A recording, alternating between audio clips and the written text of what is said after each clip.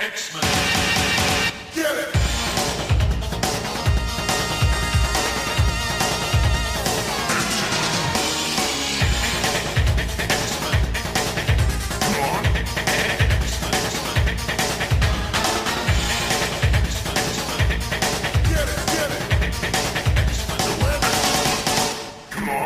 Hey everyone, and welcome to another exciting episode of Battle of the Atom. This is your weekly X-Men podcast where we rank every story from A to Z. I'm Adam. I'm Zach. Hey Adam. Hey. Have you ever looked at our album art for our podcast, just like the cover that you did 5+ years ago? Yeah, the one where the X-Men are fighting the X-Men? Yeah. You ever think about how they're like, oh, these are the original X-Men, so they must be the best and we must fight them?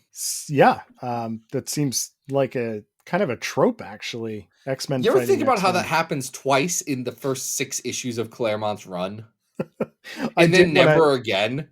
I did when I read this fill-in issue that we're going to start with today. It's amazing. Yeah, because you know what, folks? Today, we've got a great request. And it was, times the X-Men have also fought the original 5 X-Men, or some sort of simulacrum thereof. And I thought, oh yeah, perfect. That's our album cover. We have this issue that we're starting with. Oh, this is going to be great. And here's the thing. The X-Men didn't fight the 05 when they came back from the future all that much. No. So that eliminates like 90% of what we could do. And then the rest of it, it just doesn't happen all that much. It's a weirdly specific one. It is. And yet we found 3. Yes. So who made this fantastic request? Oh, that was fantastic patron Robert. Robert, as always, went over to patreon.com/comicsxf, dug deep down into our hearts and pocketbooks, tossed a couple coins into our coffers. And you know what? That means that we get to do weird things from the Claremont run early that we have yet to cover, and then turn those into specific episodes that are funny to us. And you know what? We've been doing this for nearly 300 episodes. If you're not on the bits train by now, you better just hop off at the next station, because it's rolling all the way to the X-Men bits parade. I don't know. This bit got away from me. You lost your metaphor there. As frequently happens with my bits. No bit judgment. Kind of went the wrong way. Yeah. So our first story of X-Men versus X-Men is a story I thought wrongly that we had actually covered before, because it is a fill-in issue during the Phoenix saga. And but you did not realize that we explicitly didn't cover this. My memory did come back to me when I was reading this and why we did not cover it. So this is Uncanny X-Men 106, Dark Shroud of the Past. It's written by Chris Claremont and Bill Mantlo, and pencils by Bob Brown. This was an inventory issue. Yes, clearly this is meant to give Dave Cockrum a chance to catch up. Well, actually, that's not the case. You would think that. But he's inking. So there's 2 things you need to keep in mind. One is that Dave Cockrum and X-Men at the time was on a bi-monthly schedule. Right. So it was only coming out 6 issues a year. So Cockrum had some time. 2, what this really was is a fill-in issue that they had. It was an inventory already set up. And if you look at it, it was set up for right when Claremont starts his X-Men stuff. And what it is Bob Brown, who was the artist on it, he passed away. And they said, we should probably get this last issue. Oh, I didn't know that. That's interesting. Well, it is bookended by some Cockrum pages, and then Brown is doing the bulk of the story. So we are getting a small window into what was happening at the time. The previous issue ended with Firelord, former Herald of Galactus, just bursting into Jean Grey's apartment looking for the Phoenix. And I want to talk about this for a second, because this came up in our Slack today. Oh, it did, yeah. Which does represent the only time in the existence of the Slack that we've talked about Firelord. This Slack is, of course, our working group for the website Comics XF that has great comics coverage. Anyway, we talked about Firelord, and our entire reaction to Firelord was, man, he sucks. Why is he here? He's the worst. Of all the Heralds, the problem with the Heralds of Galactus is the best one, by far, is immediately the first one. They've never even come close to someone as good as the Silver Surfer. No, well, they did use Dazzler that one time. That was Dazzler was pretty good.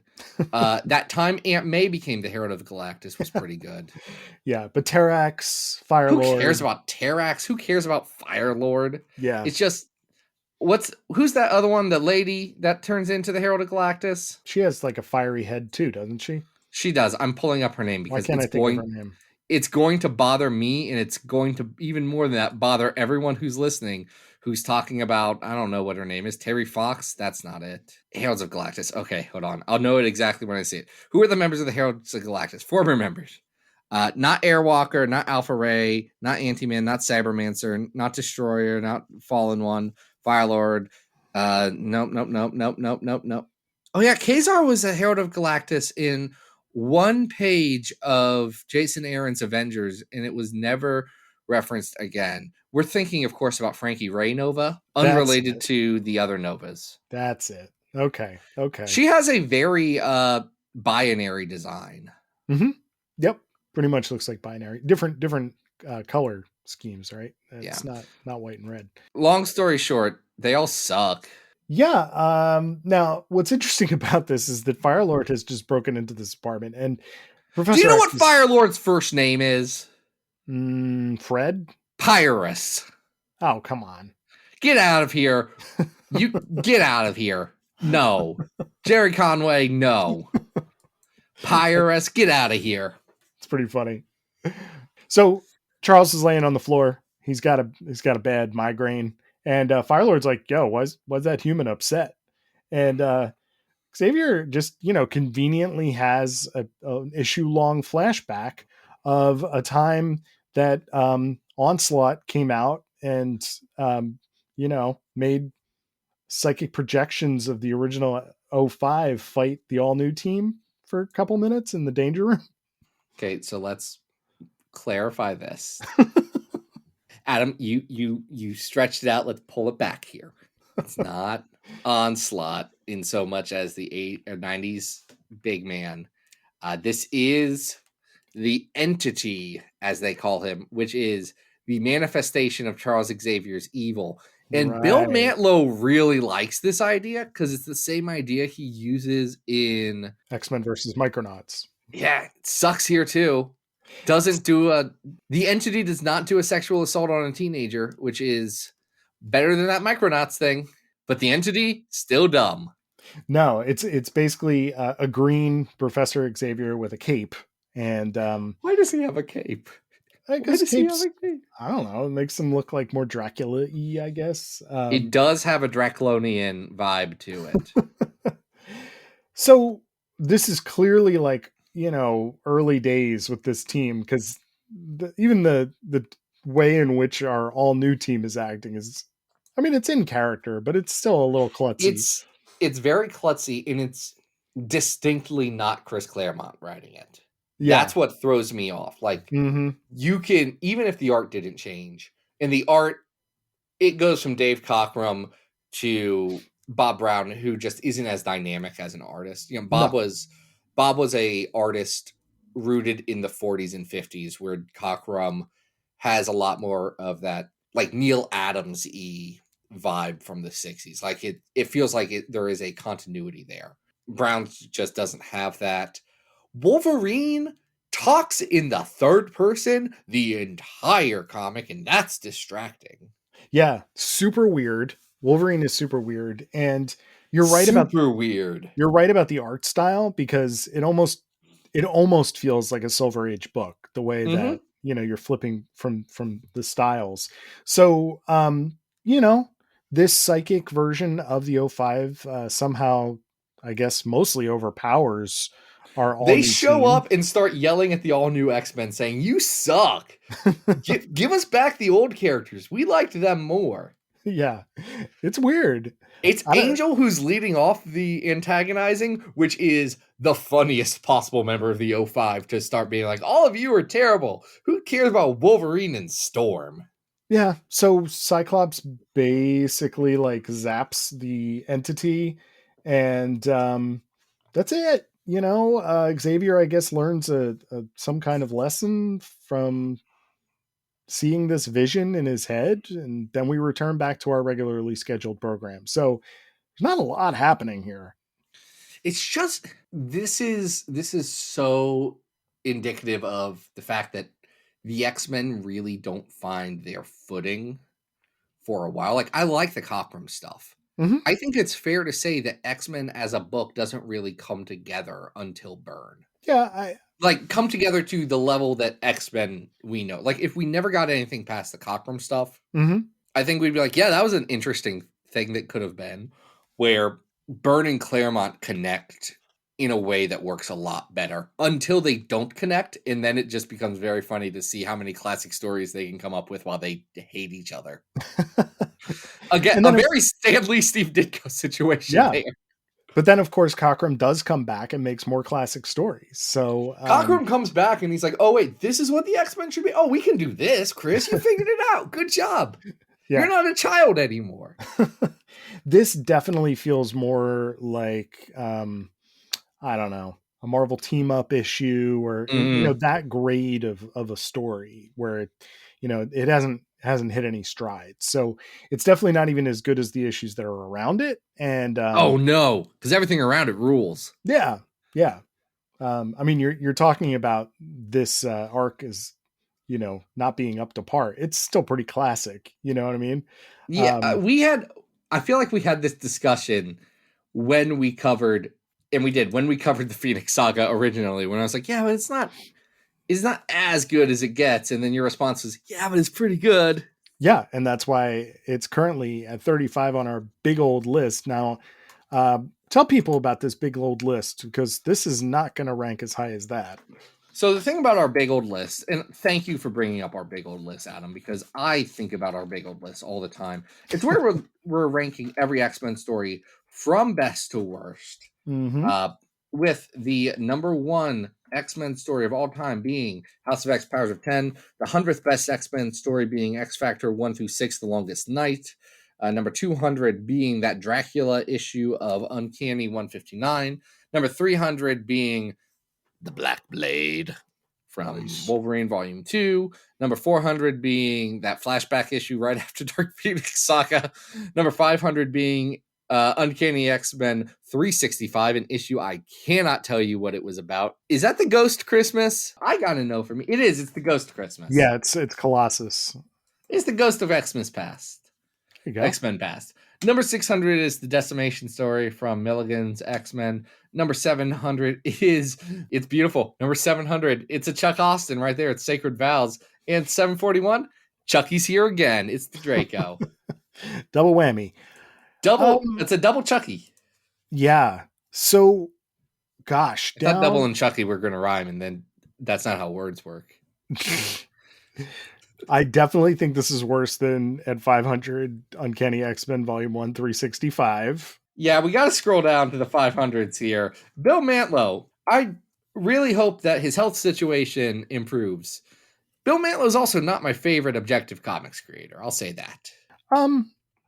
Just depends on what he's working on, honestly. But this ain't working. And this ain't working. Micronauts ain't working, and I'm not reading the rest of his stuff, to be honest. I'm down all the way at 600 now, because at 599 we have Wolverine and Bad Rock. And honestly, Wolverine Bad Rock better than this. I'd much rather read that. So that means we're definitely at least in the 600s. I'd rather read Heroes for Hope again. Absolutely. At 611. I'd rather read the first 6 issues of Emma Frost. Oof, that's rough. That's at 632. What's 650? Is this better or worse than the Silver Age X-Men meet Frankenstein? I'm going to go with Frankenstein. I know you did not like that issue, so what do you... I think that issue is bad. Is this better than that, though? We're in the right spot, because right above that is Amazing Spider-Man 420, an issue that is funny to me because it's Amazing Spider-Man 420, and Nate Gray is in it, and it's a Christmas issue. But this is not better than that. This is probably better than X-Men The Hidden Years, where they meet Storm. Yeah. That's 6 and 7. This isn't doing anything like that are making my eyebrows go up. So we're going to make this our new 651. This can be our new 651. Hey guys, if you want to see the all new team fight the '05, just go back like 5 issues and you get a better one. Much better. Absolutely. So, Zach, as you mentioned, this team versus team thing doesn't happen all that often. So, tell people where we went for our second one, buddy. We're going to 2099 again, guys. Yes. It's 2099 time. It's our new favorite book. You think we would not find joy in a book that's objectively okay? It has its problems. Man, I love the X-Men of 2099. It's good.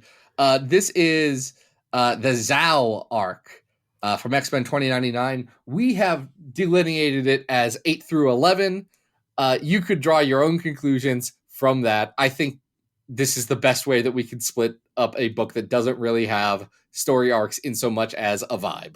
Yeah, it just never really ends. It's just an ongoing thing, which honestly is very Claremontian. So props to Moore for doing that.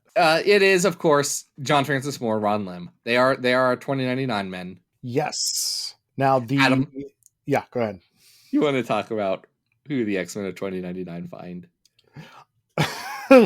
Okay, so hinted at in the first arc of X-Men 29 were subsequent leaders of different forms of the X-Men. So, we had our Xavier Magneto. When they died out, we had another leader. And then the other leader that they speak of, sort of the third generation of X-Men, were led by this character named Zhao. And Zhao is dead. Right. So, it's up to Sean right to start this new generation of X-Men. And well, the X-Men that they fight here are, how shall we say this? They are not the X-Men of Zhao, but they are genetic creations based on the original 5. So here's the thing. Master Zhao, who is the holder of what's got to be one of the greatest mutant powers of all time. He is the master of Mind Fire. He is the master of Mind Fire. So good. Sure. Sounds a little bit like Adam X, Hey, do you know what Mind Fire is, Adam? No. I don't either. Guess what? I don't think John Francis Moore does either.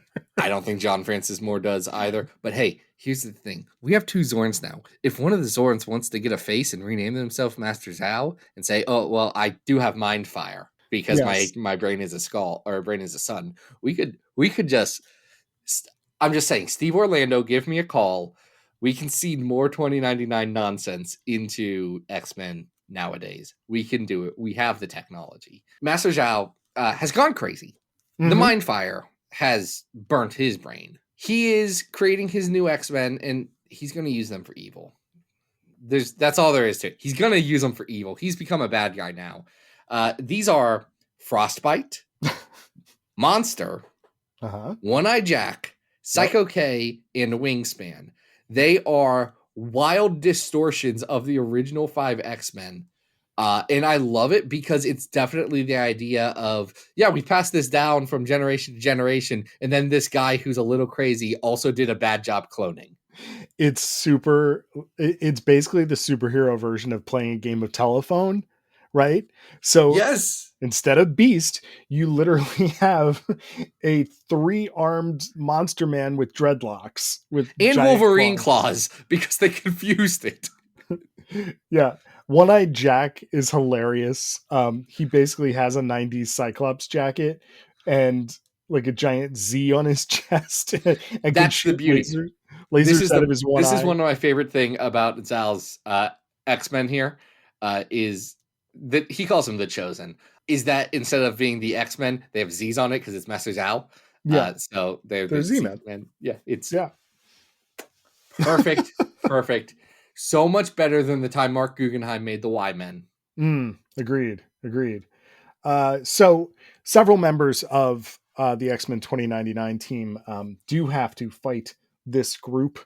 And, because we do have to remember the X-Men 2099 team as a concept of a team doesn't exist. So terrible it just like sticking together in groups of larger than 2. Yes. Now, the issue with fighting this team is that while this is going on, our X-Men 2099 supposedly leader, Sean, Terrible while, leader, does not do a good job. Yes, while he and some of his teammates have been captured by Zhao, this is the arc where we learn that Sean has this second personality, and that in his past, he used to be a pretty evil dude. And that side of his personality is going to use this as an opportunity to not only take over his body and create this character who you thought was their leader into a villain, but is also going to wake up and essentially kill Zhao. Zhao gets into a coma, and then Halloween Jack uses him for... Oh, no, I'm sorry. The Theater of Pain uses him for escapades in a later story, which we covered last week, I think. Yes, last week. Beautiful stuff. Love John Francis Moore being like, oh, this will be a fun toy that I can put on ice and use later. Now, for those of you playing our home game, you may want to check this arc out. The one issue, no pun intended, is that there's only 2 issues of this on Marvel Unlimited before the run ends, which is unfortunate.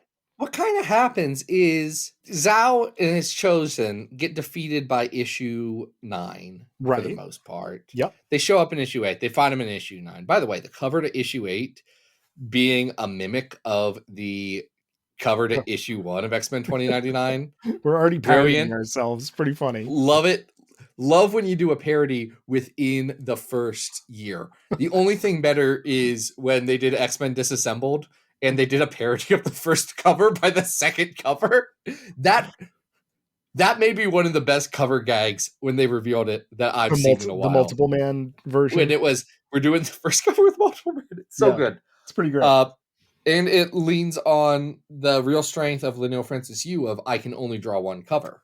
He does like to draw characters standing around in a column formation. Listen, he's great at doing art that you can use to promote a series. It's so good at doing exactly that one thing. But then after that, as we said, Sean Shan goes a little crazy. And Tim Fitzgerald, Skullfire, is like, yeah, let's do this. You want to ride motorcycles? Let's go. And they just start riding motorcycles around. Well, he runs into a character we did talk about last week, which is La Lunatica. How do you say it? La Lunatica. Lunatica? It's... I forget where the emphasis is. Anyway. Yeah, I think it's La Lunatica. But this is the arc where Tim goes full Skullfire and gets his face tattoo, isn't it? It's La Lunatica. Yeah. The accent's on Lunatica. Okay. Yes. All right. We are also introduced to a character who is advertised in the letters page as one of the coolest characters of the year. And that is the driver, who basically looks like a poor man's Maverick. He's just picking up people. He's an Uber driver. Why is he so cool? I don't know, but I love him. He has the Maverick mask, right, with no nose. And he has these really goofy boots with like giant rubies on them. I don't know why anyone thought in editorial that this would catch on, but you know. Ron Lim drew it and was like, yeah, let's go. Let's do this. This is our guy now. You know what I do appreciate about the design is that like when Jim Lee designed Maverick, you look at his trading card and the guy's got like 100 things hanging off of him, right? Ron Lim's like, I'm just going to give him fun big boots. Ron Lim said, I am not drawing all of that. No. Excuse me, sir. No, I assume children. I don't know Ron Lim's prodigy. I don't know either, but you'd assume that he wants to get home for dinner, right? At least he just doesn't want to work all day. You don't need kids to want to be like, I want to do my job less, actually. So yeah. That's kind of it, right? I mean, because after this, we're going to get into Halloween Jack stuff. Yeah. This arc is not as good as I want it to be, but it's not my least favorite that we've covered so far. Like, I like this better than the first arc. I don't like it as much as Halloween Jack. Yeah. So that puts us between 347 and 371. We are not saying that X-Men 2099 is great. We are saying, or good. We are saying it's great. We are saying it is in the middle of our list for sure because It's we enjoy absolutely in the category of it. That was weird. it. All right. Not as good as God's Country at 359. No. So the first arc is at 371. No, the first arc is. I kind of like this better than the first arc, but I don't think I can put it above like 365 or 367 is Ambient Magnetic Fields. It's probably not as good as that. No. But I could put it ahead of Imperial at 368 just based on art. Listen, again, no one has more sympathy for Igor Cordy than I do. That art is bad where Ron Lim is doing his Ron Limiest in 1994. That is right. So this one's worth checking out because the punchline of that genetic mutant team, who they then freeze. Except for one of them dies, and they're like, "Ah, shoot! These people really didn't. They were being controlled by the Master of Mind Fire, but their bodies will degrade if we don't do anything. So they do freeze them. And one of the ice person's like, "You can't freeze me. What are you gonna do?" And they're like, "Oh, that's a great question. That's a great question. Go melt in the parking lot." Sorry, this sucks for you. Ugh, this is a rough one. We don't have the answers. No, she dies. Yeah, really, the only one who sticks around is Wingspan and Psycho K. I am not sure that they have ever reappeared. Did we describe what Psycho K looks like? Because it's really funny. Psycho K is like they only heard the story of Jean Grey when she was possessed by the Dark Phoenix in the Hellfire Club. Yeah, but she's also kind of Psylocke-y. Like she has a red bob, and then she's basically just wearing a like head to toe body stocking, fishnet bodysuit with like some underwear. There's some strappies. It's a whole. She also carries around a lot of knives. Again, right? It's like very clear that Master Zhao did not have the best understanding of what the X-Men were. He had the Florida textbooks on the X-Men. All right. So that was 2 times that the X-Men have fought alternate versions of the X-Men. Of the original 5 X-Men. We have to be so clear about that. That's true. That's true. If we were just doing times the X-Men fought alternate versions of the X-Men, we could be here for days. That is true. We have to do 05. That is the rule. Yeah. So to do this one last time for this episode, we are going to go back to the Silver Age. That's right. We are talking about the last issue of Stan Lee's, or is it the last issue that Stan does? Yeah, it is. It's Stan Lee's last issue on X-Men. Will he come back and write the X-Men in the future? Like maybe once or twice. Definitely for that time that there was a Stan Lee Collector's Edition of the DVD, yes, where Stan Lee talks about that time that Magneto did a Holocaust on New York City. Stan Lee explicitly talks about it. Did I tell you I finally got my my copy? Very jealous. Very jealous. Friend of the show and co-host of both Bat Chat and WMQ&A, Matt Lazowitz, hooked me up over this weekend. And it's even weirder than we talked about in the show because the first 3 issues in there are like Stan's favorite of his issues of X-Men. And now dude only wrote 19 issues. So all 3 of them are just old Silver Age issues. Is it? Let me guess. I don't know. I don't have it right issue. Here. Okay. It's got to be one of the Sentinel issues. I would actually probably guess number 4, the Brotherhood, that first Brotherhood issue, and then maybe number 1. Maybe I think it's 1, 4, and something else. But I would say one of the. You would have to have one of the Sentinel issues. Those are good, actually. Yeah. If Stan was really doing it, he'd put in that Unis the Untouchable issue where Unis can't eat a cake. That's that Silver Age goodness. This is that Silver Age Stanley's running out of gas and he has other books to write because it's 1966 and he's a minor celebrity. That said, we were just talking about the goofiness of Unis not being able to eat cake. This character that is featured here is similarly really goofy. You're talking about the first new member of the X-Men. Really, the 6th X-Men. Yes. People are like, oh, look at that original team. There's Psylocke and Havoc. And Psylocke and Havoc are barely members of the team in the Silver Age. You're talking about Polaris, I believe. Yeah, that one. Yep. Why did I say Psylocke? They're different We characters. were just talking about Psylocke and we're in relation to Psycho K. So you are. But I'm an forgiven. X-Men podcaster. I should know Psylocke as a distinct character from Polaris. Zach, we're going on 6 years and 300 episodes. You're allowed to mix up a character here and there. I don't think that's true. Oh, Gambit and Bishop, yeah, but I do that every week. No, we're talking about the Mimic. That's Calvin Ripken. right. Cal. Good old living in a cave Cal. Truly the Pete Best of the X-Men. Cal is hilarious. So for those who are not familiar with the concept of the Mimic, who did just appear very, very recently in X-Men continuity, actually. Did appear in Immortal X-Men 10. Mm-hmm. Yep. He has all the powers of the O5. When he's near them.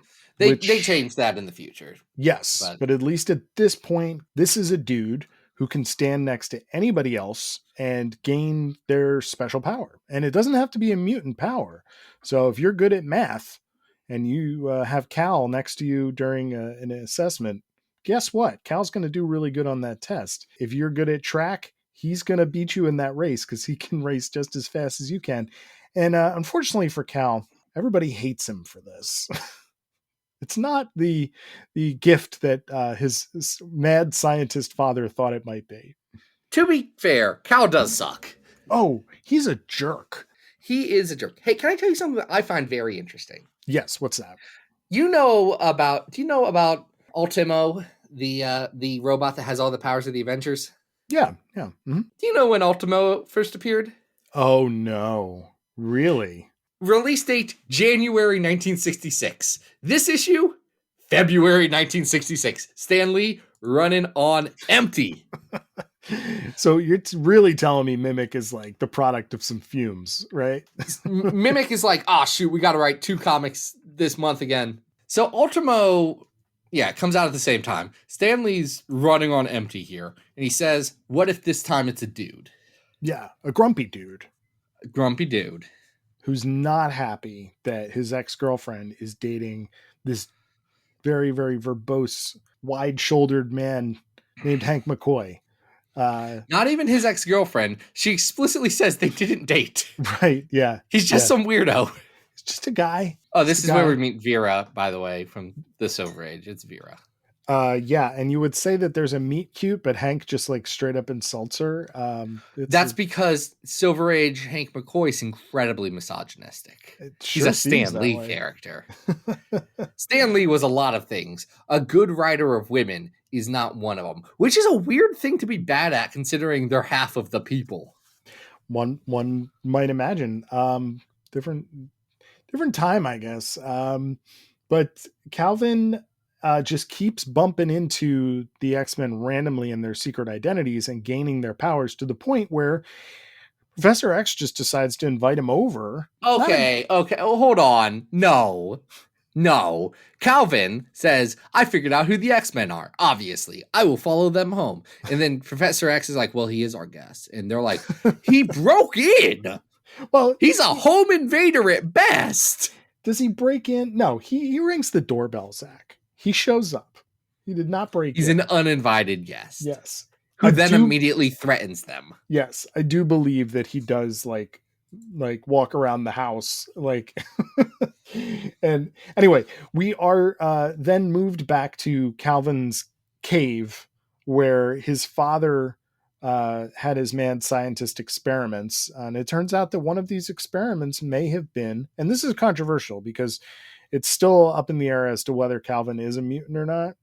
He's a mutant now, but he is a mutant now as of they said we're going to simplify all of this because what Stan Lee does, Stan Lee had no way of knowing that the 10 mutants that he created were going to be the start of what would be considered like a civilization of people. Right. So it's a little weird when there's just one guy who's only important to the X-Men and you would assume is a mutant, but then he's not. It's a tricky thing like that. It's like when people are like, oh yeah, is Shatterstar a mutant? Yes, because it's easier for the story. Yeah. Yep. It's easier if he is. His father, knowing that Mimic's powers were causing him trouble, tried to basically invent a machine before he died that would cure Mimic. But he doesn't tell Mimic that it would cure him. No, he does not. This story really is like a 50s pre-Fantastic Four monster story. Yeah, pretty much. That's what Stanley was good at. Oh, Sure. Jack Kirby technically is the credited artist on this, but we all know what Jack Kirby was doing late in X-Men. He was doing real roughs, and Jay Gavin was doing the bulk of the work. Yeah, I mean, it shows. He's contributing some light pencils, if you will. And Kirby is doing layouts, but Kirby's doing layouts the way that Jack Kirby always did layouts, which was 6 panels. 6 panels. We're going to stack them 2 across. That's how we're going to do it, because it's the most efficient. Yeah. There's some fun to be had with this story. I think the fact that Calvin is just such a grump makes him kind of a funny character. But Calvin has such a weird design. That's what's funny to me. Yes. He's got a Cyclops visor, but it's not Cyclops' visor. No, it's these two facing triangles. He's got Angel's wings. And I tell you what, he's got Beast's grippers, Adam. I mean, those dogs are barking. Those dogs are barking. Yes, they are. So technically, he has Jean Grey and Iceman's powers too, but those aren't as visually interesting. No, and they kind of just leave him. You know, like they leave him depowered in a cave. Yeah, he's just laying on the ground. Oh wait, no, that's not true. They do call him a cab. They do. Yeah, they do. I zoned out by the end of this story. I'm going to be very honest. I was like, okay. In fairness, it's a very tiny detail because it goes from the panel of him laying in the grass to like them looking at him getting in the cab in the background. So, and then they take the X-copter back to their X-mansion. Love the X-copter. We should use that more. Just this weird helicopter with an X on it. Yeah, why not? Right? Need multiple forms of transportation. So I'm not going to say I love this because I feel like love's the wrong word.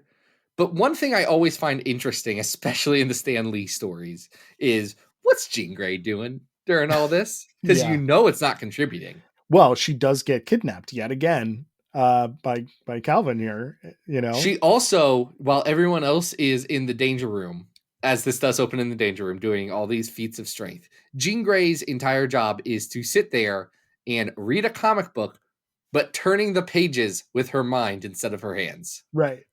Yeah, she's Luke Skywalkering it up, just floating in the air and flipping the pages. That's giving so much more credit than... Oh no, it's ridiculous. Like Iceman is throwing javelins of ice at a target on the side of the room, and it's an insulting level of just she's the girl, therefore she's useless. It's not as bad as threading the needle through the holes, but you know, it's up there. At least this time they're using it to market Tales to Astonish or whatever. Yeah, it's another Marvel book. So there is some fun to be had here. I don't think this is as fun as like Unis or... Oh, it's not even close to the Unis. Yeah, or by the way, I forgot. Jay Gavin's not a real person. That's Werner Roth. Thank you. Yes. Yeah, that was I forgot that was Werner Roth's pseudonym, because here's a fun fact. At the time, well, people might know this, people might not. At the time, because comics is a fake industry, people got really mad if you were moonlighting and all this stuff. So I believe Werner Roth and several other Marvel artists at the time were under contract with like DC or someone else. Oh, I didn't know that. And just moonlit under different names. That's funny. I didn't know that. That's interesting. So yeah, let's try and rank this. This is not, like we said, it does not come to the heights of some of the other Silver Age stories, but it's still goofy fun. It's not actively bad. It's just not, it's not good. It's not like the worst. It's just like goofy and not really what X-Men is. Yeah. Yeah. So I'm trying to see where we have some other early stuff. How do you feel about it compared to 106? I think 106, well, that's a good point. Where did we put that? That's in the 652. 52. I don't know. I think this is more fun. I think it's probably better than 106. I don't know how much more fun it is. Like, is this better than Wisdom Max? Probably not. No. And that's I don't. 628. Yeah. You don't even like Pete Wisdom. I don't, but I mean, there's just that's a technically better book than this. You know what I mean? It is. There's probably more going on here than there is in the Axis Revolutions #3 at 632, where Kitty robs a bank. I think that the art, like Werner Roth is not my favorite artist. I think this is better than that Secret Empire arc of X-Men Blue. Yeah, but despite its flaws, I think this is not as good as the Gladiators Karma arc of New Mutants at 630. Right. I would tend to agree. That makes this our new 631 Mimic. Nice. So has there ever been a good Mimic story? Has that happened yet? I mean, it's always funny that Mimic is used more as like a gotcha plot like device, right? Like during Extermination, they just used Mimic to like trick us. Never mind. That is the best Mimic thing. That was the funniest thing. They were like, "Oh, we killed that guy." Oh wait, no, that was Mimic. Oh no, we killed Mimic. Oh well.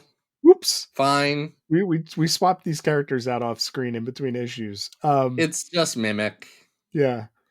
And just recently it was funny that, they were like, "Mimic, can you take over for Hope?" He was like, "I don't think I can do that."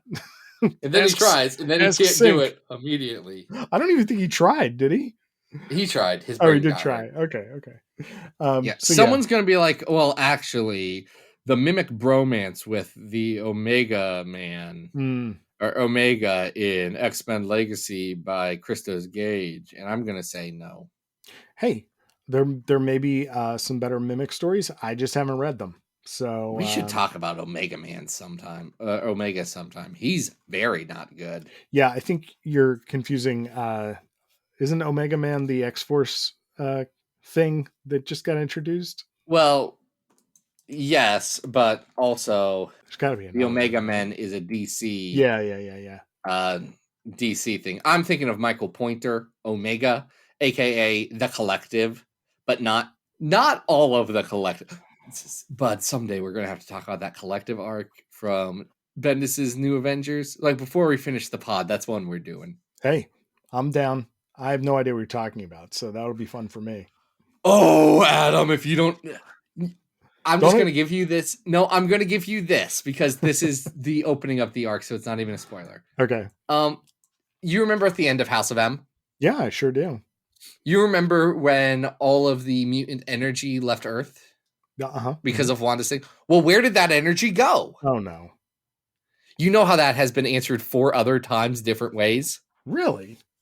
Yeah, this is like it woke up Vulcan and it brought Onslaught to counter Earth. The heroes were not counter Earth. The heroes were born Earth, and it did a few other things. The Collective is one of them. Great. Good for them. I'm so excited. We're going to shoehorn that into the future soon. But today is not the days of the future. It is the days of the future's past, or AKA right now. And right now, we got to thank Robert for giving us a delightful episode. If you want to be like Robert, go listen to the start of this episode where I already explained it. It's so easy, guys. It's just give me money. Just give me and Adam money. Just give us some money and we'll do stuff for you. We're simple. It's called commerce. Look it up. Adam, what do you got going on? Folks, follow me over at Instagram at adam.rec. And that's about it. Zach, how about you? What are we doing next week? Folks, you can not follow me on Instagram. Please don't do it. It's just, I don't want you to. Yeah. That's it. I don't know a kinder way to say this. I don't like the internet, and I'm sure you are all individually great, but I don't like the internet anymore. I've decided it was a mistake, and it's a bad place, and I would choose not to be perceived. We say this, but yet we reach all of our fans through it. So there must be I reach all of our fans through this podcast, and really, I don't even look at the analytics anymore. I just assume everyone loves us. Yeah. I'm just saying, like, nobody can listen to us without the wonderful Al Gore invention of the internet. Listen, Al Gore, dolphin listener. He did a lot for the internet, but I'm still mad at him for his wife, which I understand is not his fault, but I don't think Tipper Gore would have been heavily into politics if it wasn't for Al being her husband. And what she did to the record industry, specifically in the late 80s, is truly an abomination. And while I'm fine with the concept of parental guidance stickers on things and saying, hey, maybe this one says a lot of cusses, don't buy it for your kid, I think that's acceptable. I think the way that Tipper Gore went around that was truly abominable and larger part of the satanic panic that was going on in the 80s, where they did things like have Judas Priest go on actual real trial and talk about how, no, they weren't putting hidden messages into their cover of a Fleetwood Mac song to tell their fans to kill themselves because, hey, they just wanted to play Green Man Alicia with the two-pronged crown, and they wanted people to buy them, and you can't buy Judas Priest freaking albums when you're dead, Tipper. I love that you just went on a rant about a 30-year-old controversy. But if you think that's 30 years old, you got another thing coming. That's another Judas Priest song. Anyway, next week we're talking about Shinobi Shaw, unrelated to Tipper Gore, though I doubt she'd approve of him. She would not approve. Shinobi Shaw, not Tipper Gore approved. See, this is the content that people care about. References to Tipper Gore, a person that is actually too old for me to have real feelings about, and just old enough for you to maybe have feelings about, and yet our audience skews younger than me. Oh boy. Until next time, folks, this has been Battle of the Atom. We hope you survived the experience. Get it!